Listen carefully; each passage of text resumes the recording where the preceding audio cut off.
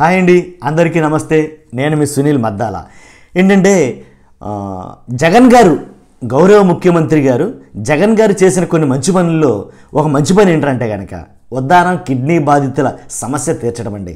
నిజంగా ఎప్పుడూ జగన్ గారి గురించి అలాగా ఇలాగా అది చేయలేదు ఇది చేయలేదు అని చెప్పే సునీల్ మద్దాల ఈరోజు జగన్ గారి గురించి పొగుడుతున్నాడు ఏంటని చాలామందికి అయితే ఆశ్చర్యం కలగవచ్చు.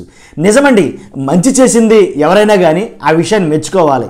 తన మన పరా భేదాలు లేకుండా ఏంటి, మంచి అయితే మంచి, తప్పు అయితే తప్పు అని చెప్పడం నా నైజం.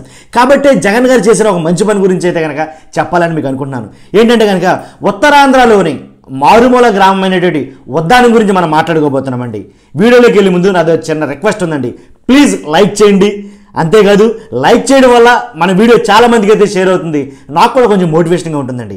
అంతేకాదండి, 100-200 ఉండే సబ్స్క్రైబర్లతో ఉండే మన ఛానల్ని ఏకంగా 15,000 మంది సబ్స్క్రైబర్ చేసుకోవడం మామూలు విషయం కాదు. ఆ క్రెడిట్ అంతా మీదేనండి. కాబట్టి ఈ ఛానల్, మన ఛానల్ టార్గెట్ 1,00,000 మంది సబ్స్క్రైబర్లు. మర్చిపోద్దండి, 1,00,000 మంది సబ్స్క్రైబర్లో ఈ యజ్ఞంలో మీరు కూడా పాలు పంచుకోండి. ఖచ్చితంగా సబ్స్క్రైబ్ అయితే చేయండి. ఉత్తరాంధ్రలోని ఒక మారుమూల కుగ్రామం ఉద్దానం అండి. ఆ ఉద్దానంలో కొన్ని ఏళ్ల తరబడి, మామూలుగా కాదు దశాబ్దాల తరబడి ఒక వ్యాధి అయితే బాధిస్తుంది, అదే కిడ్నీ వ్యాధి. నిజంగా ఒకళ్ళిద్దరు కాదండి, ఆ గ్రామంలో ఉద్దానం ఉండే చుట్టుపక్కల గ్రామాలన్నింటిలో కూడా ఏ గ్రామం చూసినా సరే, ఏ ఇల్లు చూసినా సరే ఒక కిడ్నీ వ్యాధిగ్రస్తుడైనా ఉంటాడు అని అంటాం ఏమాత్రం సందేహం లేదు. ప్రతి ఇంట్లో ఒక వ్యాధిగ్రస్తుడు, ఒక కిడ్నీ వ్యాధిగ్రస్తుడు ఆ ఉద్దానంలో ఉన్నారండి. నిజంగా అంతేకాదు, ఇంచుమించుగా ఉద్దానం చుట్టుపక్కల ఉండే 112 గ్రామాలకు ఈ కిడ్నీ వ్యాధి అనేది ఉంది.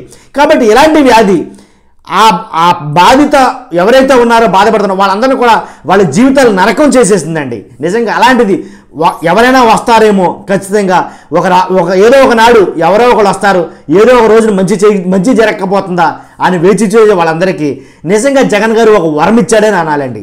ఏంటంటే అది ఉద్దానం బాధితులు ఏదైతే కిడ్నీ వ్యాధితో బాధపడుతూ ఎన్నో వేల మంది చనిపోతున్నారో, ఇలాంటి ఉద్దానంలో ఉండి కిడ్నీ వ్యాధి కోసం ఎంతోమంది శాస్త్రవేత్తలు ఎన్నో దేశాల నుంచి వచ్చిన వాళ్ళు, ఏంటి అసలు ఆ ఊర్లో ఉండే మిస్టరీ, అసలు ఏంటది, ఎందుకని వాళ్ళందరికీ ఆ కిడ్నీ వ్యాధి అనేది వస్తుంది, కిడ్నీలు ఫెయిల్ అయిపోవటం ఎందుకు జరుగుతుందని చాలా పరిశోధనలు చేశారు, చాలా చేశారండి.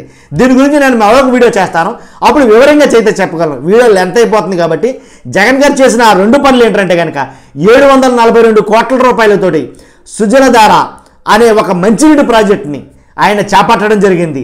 ఆ మంచినీటి వల్ల ఏదైతే కిడ్నీ వ్యాధిగ్రస్తులు మంచినీళ్ళు, అక్కడ ఉండేటటువంటి మంచినీళ్ళలో ఏంటి అధిక సెలేనియం అలాగే సీసం ఉండడం వల్ల ఆ నీళ్లు వీళ్ళు తాగడం వల్ల కిడ్నీ బారిన పడుతున్నారు అనేది చాలా సర్వేలలో అలాగే చాలా రీసెర్చ్లో తేలిందన్న కారణంతో అప్పుడు జగన్ గారు ఈ వంశధార ఏదైతే ఉందో ప్రాజెక్ట్ నిజంగా భగీరథ ప్రయత్నమని చెప్పాలి.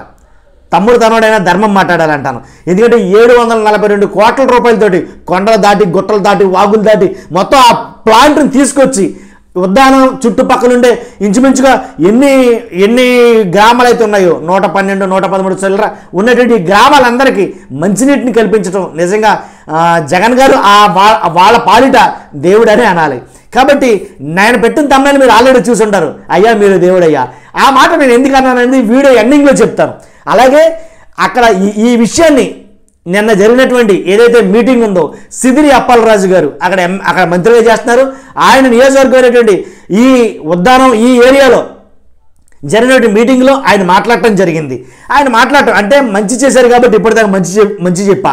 ఇక మీదట అప్పలరాజు గారు మాట్లాడిన మాటల గురించి చెప్పబోతున్నానండి. ఏంటంటే ఒక రకంగా భజన అయితే కనుక జరిగింది అక్కడ.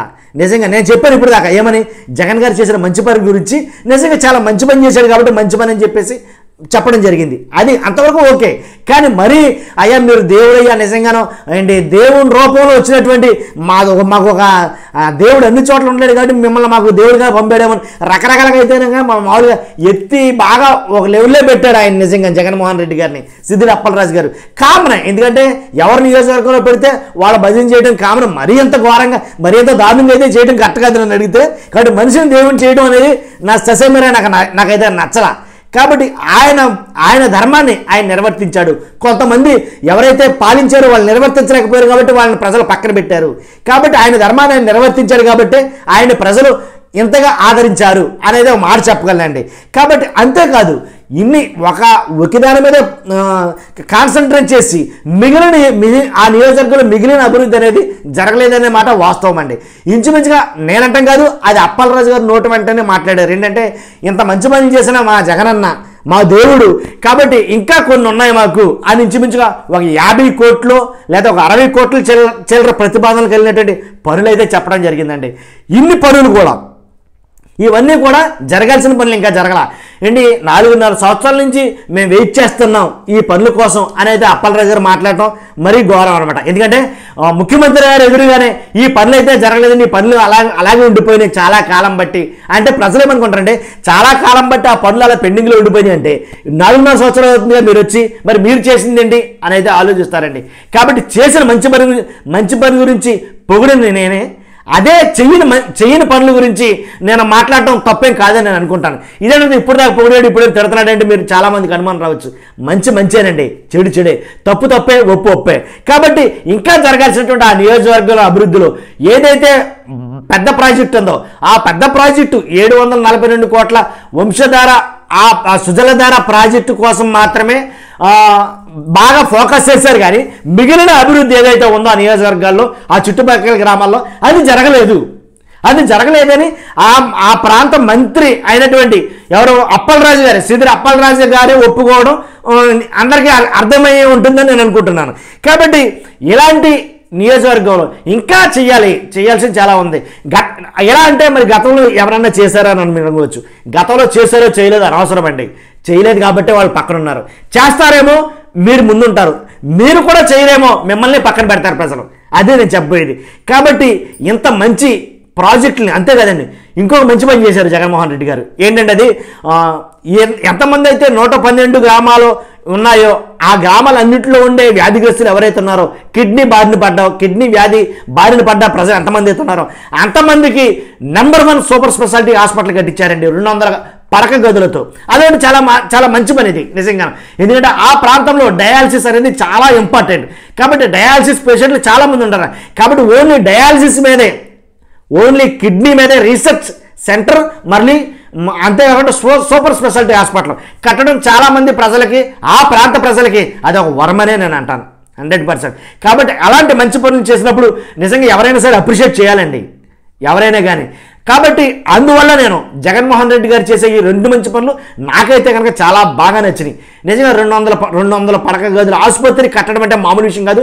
అందులో అక్కడ ఉండే ఎక్విప్మెంట్స్ ఏవైతే ఉన్నాయో అధునాతనమైనవి, ల్యాబ్ కానీ రీసెర్చ్ సెంటర్ కానీ ఏంటి మెడికల్ ఎక్విప్మెంట్స్ కానీ అన్నీ కూడా అడ్వాన్స్డ్ టెక్నాలజీ అక్కడైతే పెట్టడం జరిగింది. నిజంగా ఆ ప్రాంత వాసులకి నిజంగా ఒక వరమే. కాబట్టేనేమో సిదిరి అప్పలరాజు గారు జగన్మోహన్ రెడ్డి గారిని అయ్యా మీరు దేవుడయ్యా, నిజంగా నువ్వు దేవుడి రూపంలో మా మధ్యకు వచ్చావు, మా మధ్యలో దేవుడి రూపంలో ఉన్నది చాలా రకాలుగా అయితే పొగుడుతున్న మాట పక్కన పెట్టేయండి. ఏదేమైనా కానీ మొత్తానికి జగన్మోహన్ రెడ్డి గారు చేసిన 2 పనులు అయితే నాకు బాగా నచ్చాయి. మిగిలిన పనులు పక్కన పెడితే కనుక వీళ్ళు చూస్తున్నా మీరు అందరూ కూడా నా మాటలు మీకు నచ్చితే కనుక లైక్ చేయడం మర్చిపోద్దు. మరి ముఖ్యంగా సబ్స్క్రైబ్ చేయడం చాలా important. Thank you very much.